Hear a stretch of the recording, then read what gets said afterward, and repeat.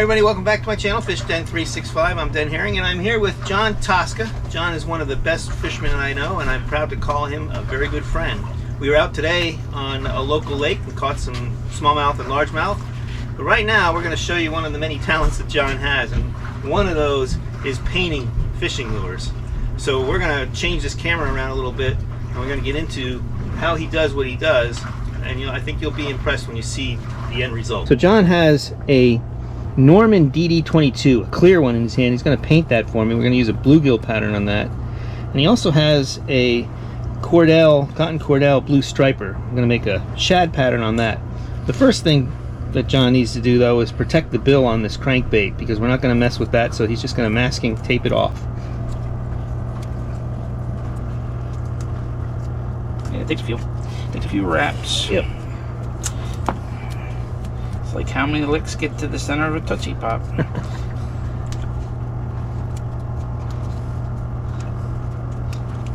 We'll make it halfway decent. A couple more. Got all that done. Just a little bit showing, but we should be good. See, John has a secret laboratory down here with all these different paints and chemicals ready to go, and tools. Yeah. Try to not get too much paint on these, but No biggie. it is what it is. They come off anyway. Yeah. That work.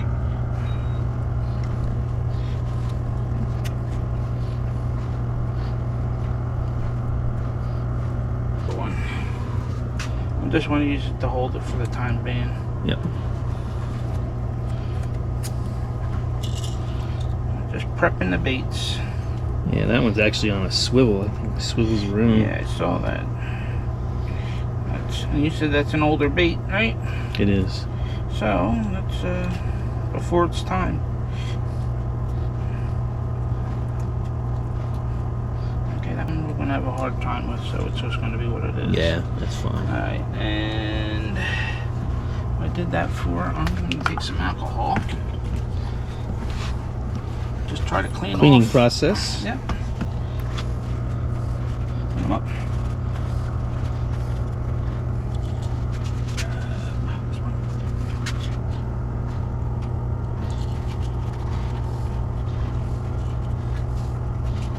Okay. So, all right. So what we're going to do with this?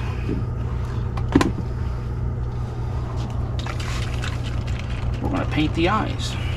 All right. To keep the eyes. This is almost like a rubber cement. Ah.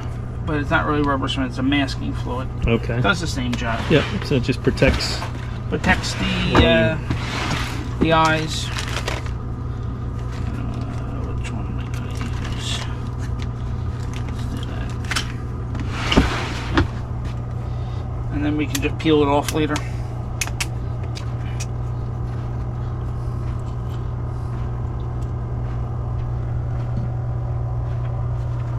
That's when it dry.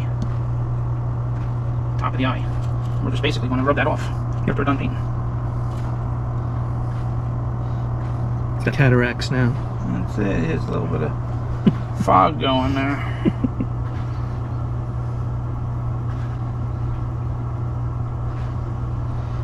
Okay. That should be good. And that has to dry. That one in particular.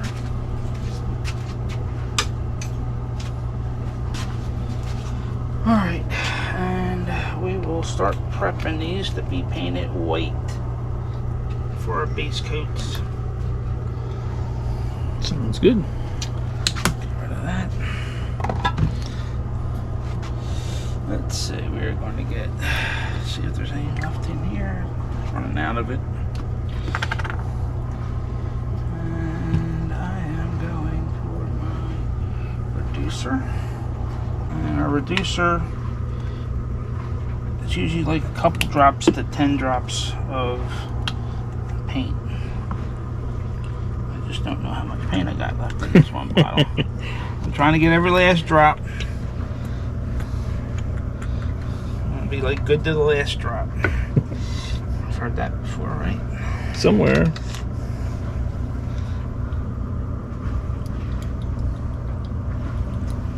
Mix that in.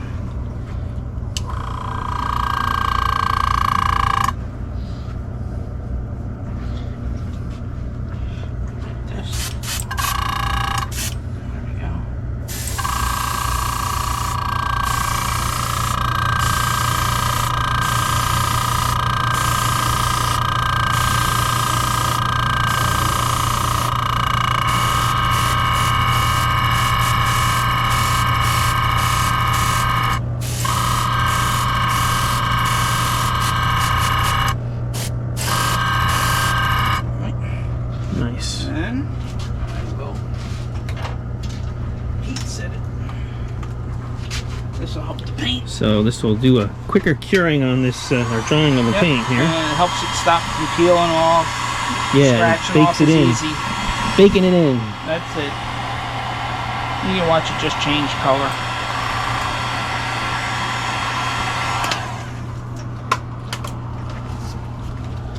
And another coat.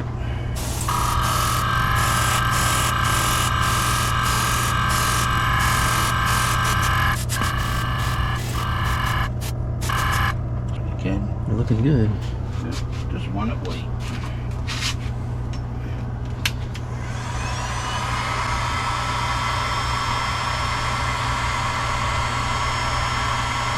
Don't get too close or it'll start to peel it.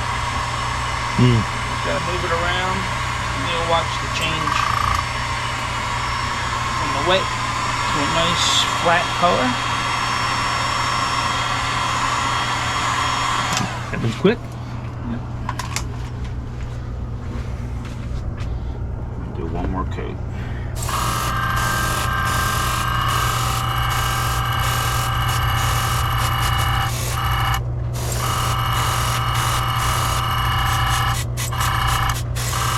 So the inks are usually very thin, paints are a little bit thicker. So Makes sense. you have to go with the flow with them.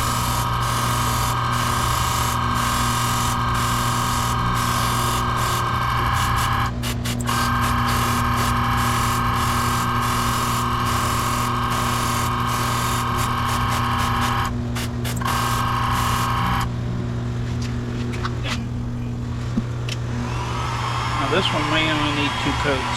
I was thinking the same thing because it was already. Because that one was clear, it was harder to cover. Yeah.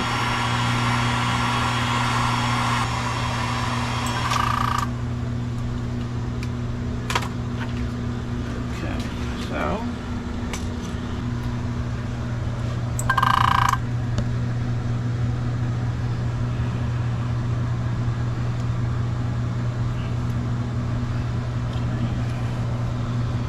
Same with you.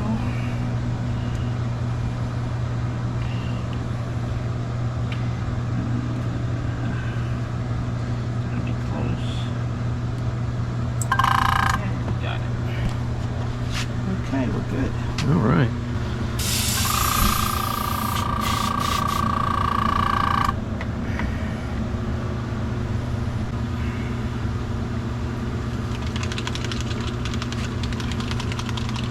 This is an iridescent pearl. And this will give it a little bit of more lifelike. Now that's a little different paint, so it doesn't require the as much as the other with the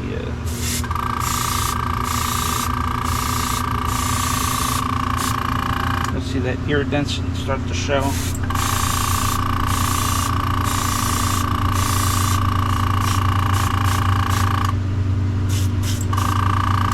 Yep. You can see that already.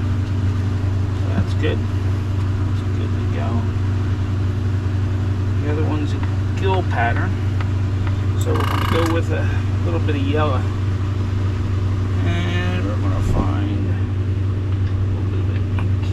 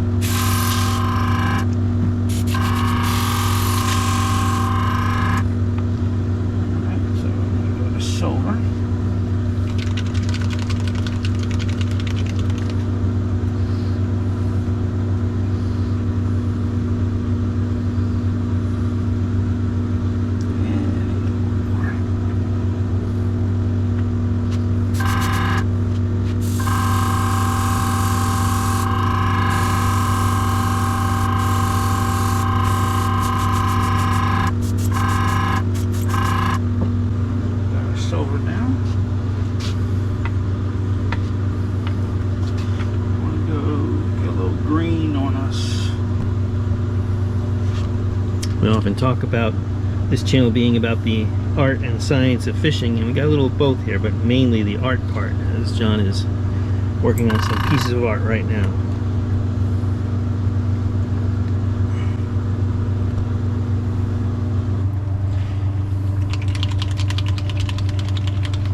That one ready.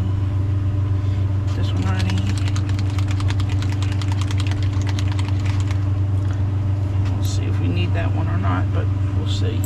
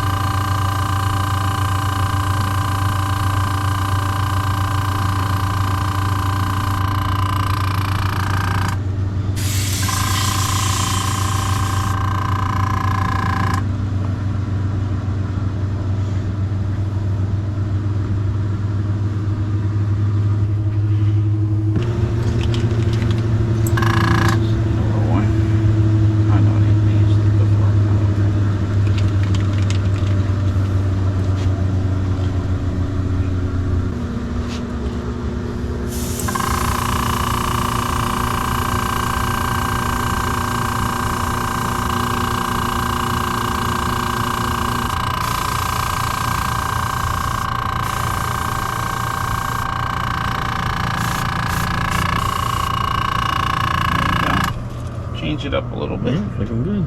There's that depth to it. That's what we want. Mm-hmm. Now, what we want to do is let's heat set it. All right. I want a boy or a girl?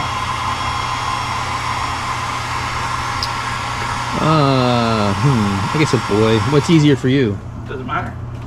Just color choice. We'll go with a male. Okay. That'll work. All right.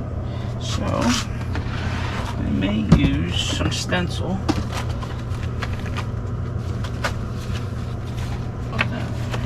That way. Between these three. All right.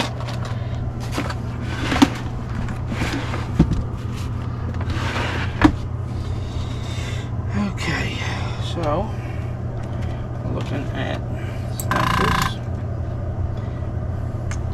Or we could make them bigger. Too big. So I think this one I'm going to be doing the front two for the stencils. Okay. So you can look at this.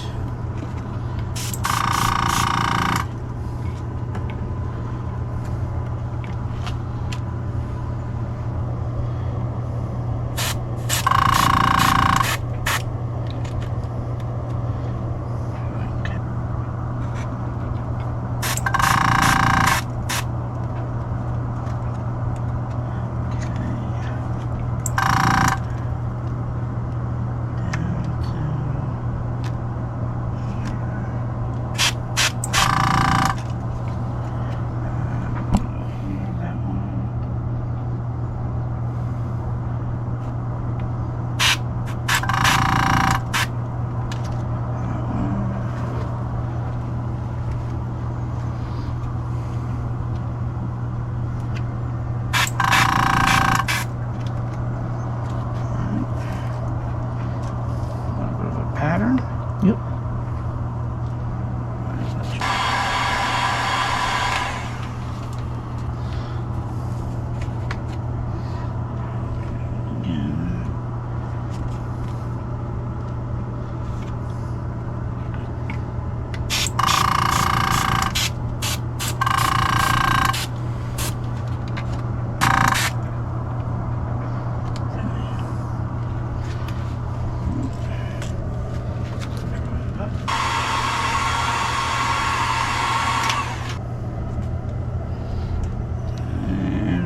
go to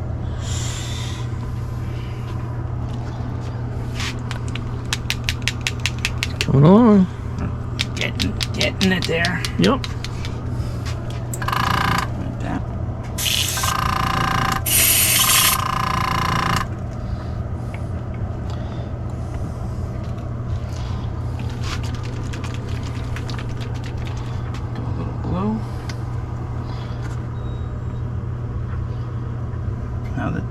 transparents tend to be a little bit thinner. Okay. No need for the No. thinner. Cool. Yeah.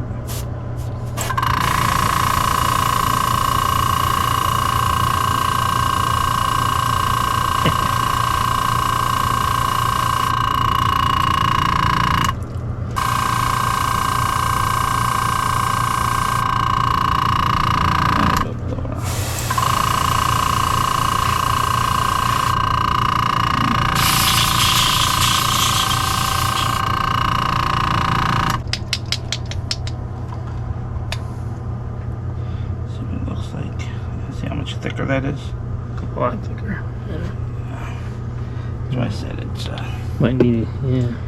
oh, I wish I had a big bottle.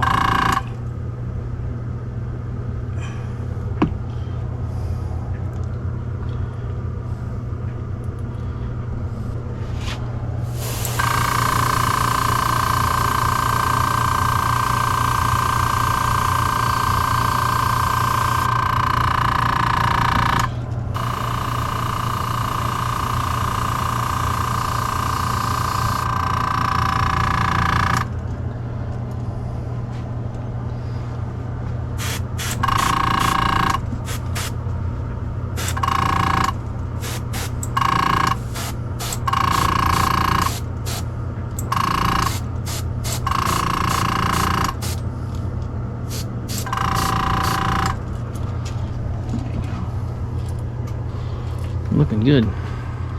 Getting it there. So this is the stage where we have to look at it and decide what do we want to do with it. You know, everything is unique. Yep, yep. And you want to look at, you don't want to add too much, you don't want to add too little. Yep. Completely customizable. Yep. So where do you want to proceed from here? What I'm going to do is, because I'm just thinking, I am looking for, not that one, maybe a purple. I'm not sure if I can get a good little purple hue in there. That would be nice. I can do it in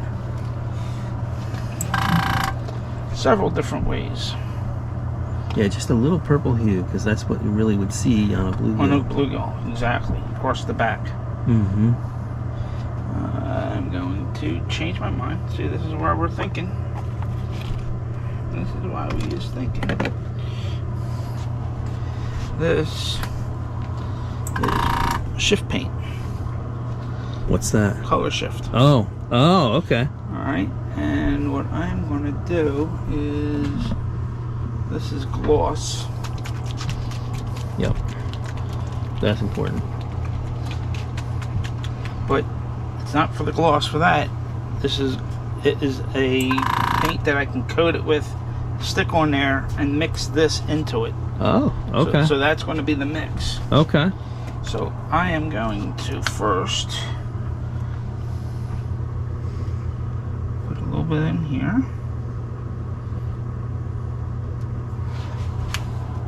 I'm going to take that out. I'm going to put a little this guy in there, thin it out a little bit.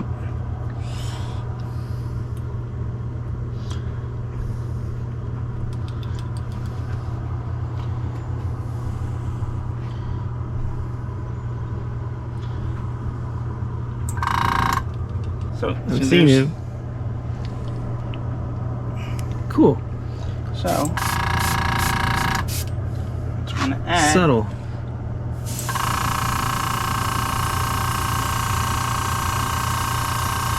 than anything else.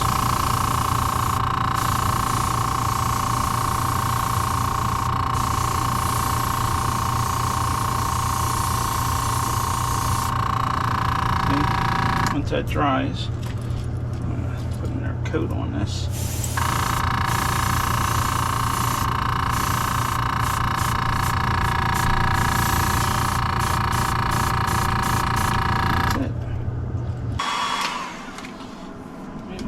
Second coat of that. You can see it in there. I see it. But it's not as purple as I would like it to be. Okay. So this is why we're going to do what we got to do.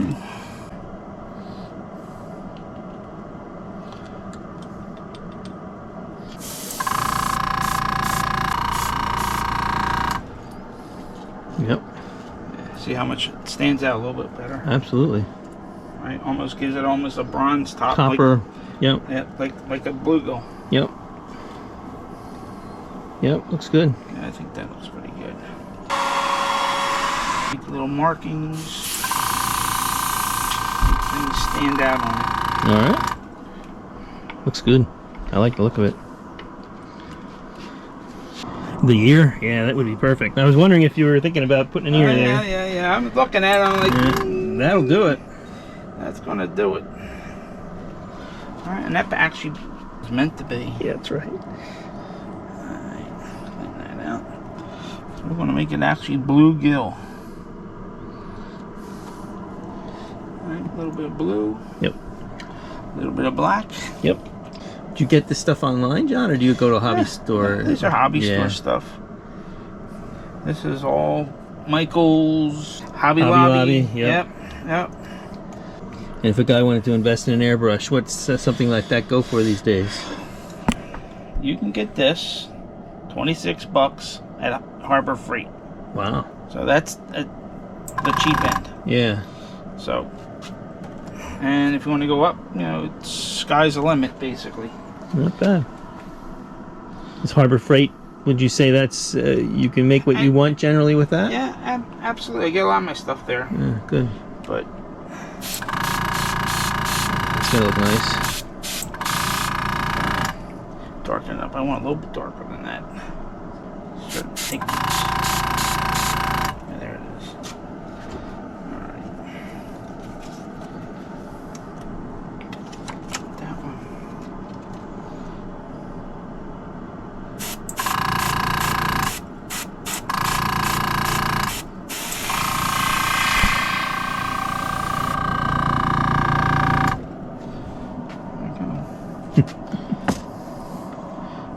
Before we turn it. Yeah, good idea. That looks beautiful. Yeah, there's a couple little touch-up things I like to do with it. See, it's when you get into small details, it takes Yeah, more a time. little bit of time. Sure. Clean that off. Because that is going to be the downside. Make sure we're on the same page here. Basically right where that ends. Yeah. Right. Always want to make sure.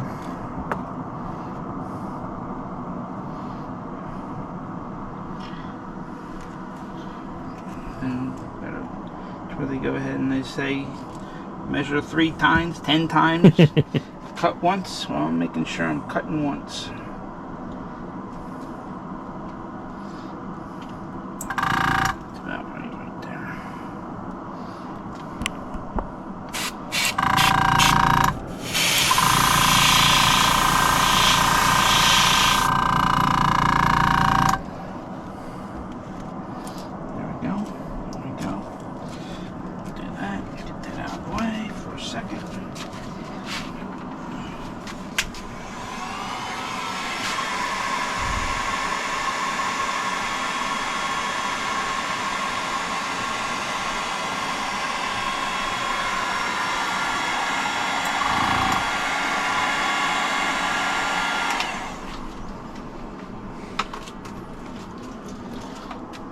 Still not done with this. We gotta go back to our favorite color. What's our favorite color? I don't know. The hardest color to clean? White. I was wondering if There that's you what you go. were thinking of. White was the first thing that came to my mind, but I didn't know if that's what you planned or not. Yeah. Put a little weight. I could paint it on there, you know, by hand, or spray it on there. I'd rather spray it. Okay. If I have the opportunity. And this is all about cleaning the brush now. I got the wrong stuff, of course. They similar, Yeah. just a size difference.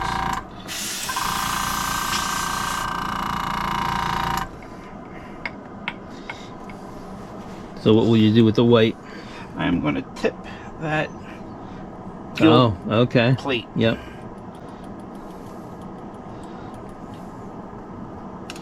I'm going to tip it. Piece de resistance.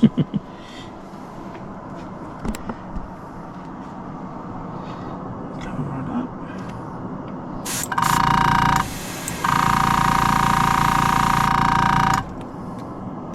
Might take a couple coats.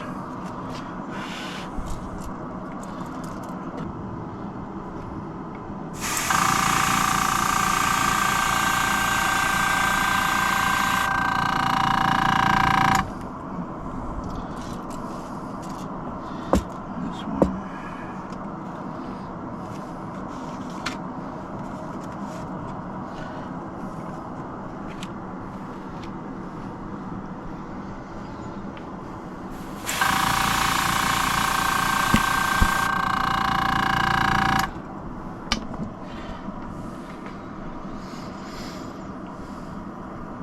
Yeah. Perfect.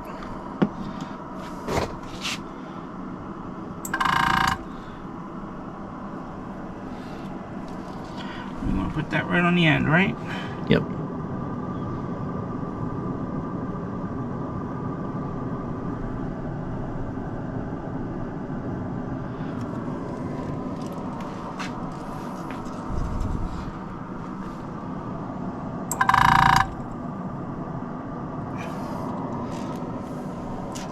That's enough, right? I think so. It's your new word for the day. Sepia. Sepia. Septic sepia. Yeah, that's it. Let me dry this guy off. Yep. Yep.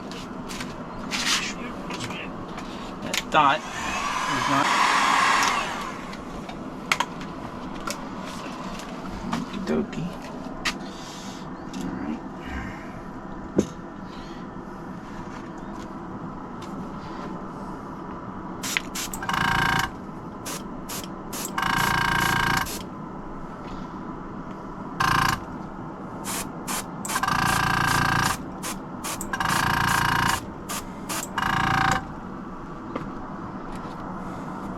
More freckles. Freckles and freckles. So just try to add little details. Yep. You almost sometimes want to just add too much. Yeah, you got to be careful, otherwise you do, You right? overdo it. Yeah, and then you're sorry, or could be potentially sorry that you did. That's it. I think it's perfect the way it is at this point. I know. I'm just thinking. Now, what I could do for you. You know how bluegills have a chartreuse tail. Mm-hmm. I could chartreuse the tail. Okay. Oh, I I'm go just- for that. I'm just. you I'm know, just. I'm you just know, I looking always at- talk about that on my channel. That's So, it. yep. So here we go. Going chartreuse. Either this one Yeah. or pearlized.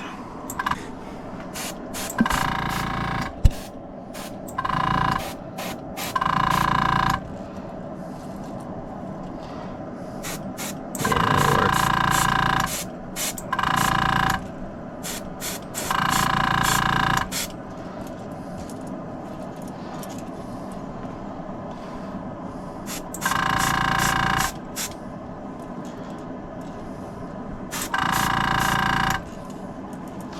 There you go. Looks good. One other thing I could do to this, I could give it dark eyeballs. So it looks like something's missing. Yeah, right now it's got yellow eyes, right? When you pull that. Yeah, but it's gonna be yellow. Yeah. But I can make it like a Yeah, little, like a pupil. no, Or, not oh, a the pupil, round part. around the outside of Yeah. it, just to darken around the head there. Okay.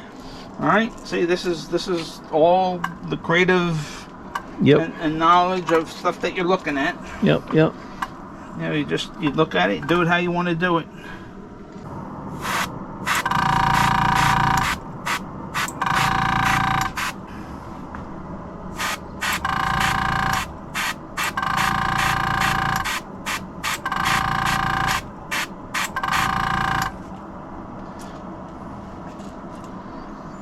do you think? That looks good. Changes it up just It a little really bit. makes a difference. It's amazing. Yeah. Well, we darken that section up. All right.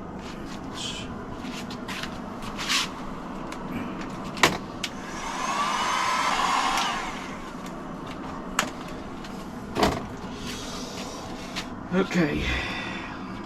This is the moment of... Got a good look at this bait. Zoom in on it here. Look at that. Now that is truly a work of art. And what we're going to do is we want to get our little wires again. Now we're going to make it look alive with a clear coat. We want to grab it there, grab it here. That'd be the better of all of them.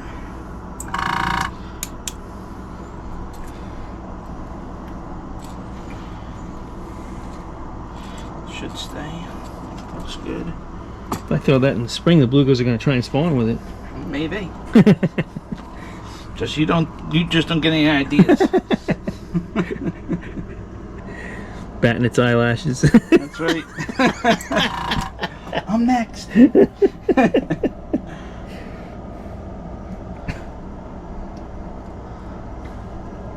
Now the neat thing about this, what John's putting on here, is you put it under sunlight, UV light, and it cures how quickly? It'll harden up probably within 30 seconds. It's unbelievable. But to make it cure, you want to leave it out there, 10 minutes. Yeah. And get a good cure on it.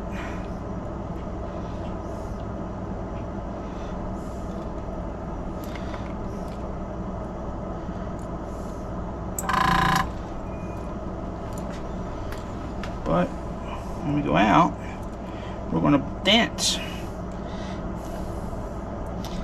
with it, because we got to keep it rolling side to side to keep it even coated on the entire bait. Okay. When you let it sit on one side, you're going to have one side here and one side lumpy. And we need a rotisserie sunfish.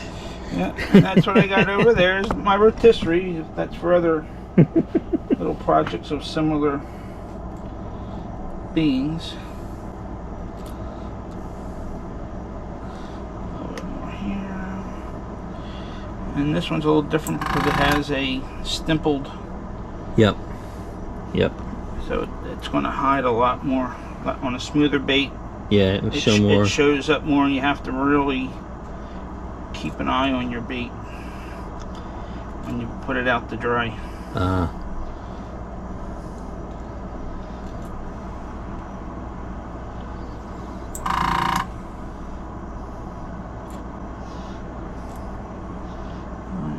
Sometimes I give it a little just to help pop bubbles. What is that? A little torch. Oh, okay. Oh, in case there's a bubbling effect. Bubble, yeah. Gotcha. That's what you meant. Well, since I filmed that at John's place, I have since put hooks on the baits that he painted. This is that blue striper, the bluegill pattern that he painted. And I was having, unfortunately, some difficulties with the editing software. I updated it recently and having some trouble editing the videos, so we're going to make this 2 videos. We did the bluegill video today. You saw how John painted this. We'll have this basic shad pattern next. That'll be an upcoming video. You'll be able to see what John did to make this nice crankbait shad pattern. Hope you enjoy it. And please let me know if you like these kind of videos, if you'd like to see more of these painting and artistic styles of videos when it comes to making the lures. Please comment in the comments and let me know if you have an interest in that, and we'll make sure that we get more content that's directed that way. Personally, I think John did an excellent job with this thing. The detail is just fantastic, and the paint job, I just can't wait to fish it. I feel like I'm fishing unfairly with live bait throwing this thing out there. It's going to be a lot of fun throwing it. And if you want to see a video about just how effective the blue striper can be, take a look at this one right here. In the meantime, hang in there. We'll be out with another video soon. And it won't be long before we show you how John painted this great shad pattern on this long-billed crankbait. Until next time, be safe out there, and as always, may God bless your fishing endeavors.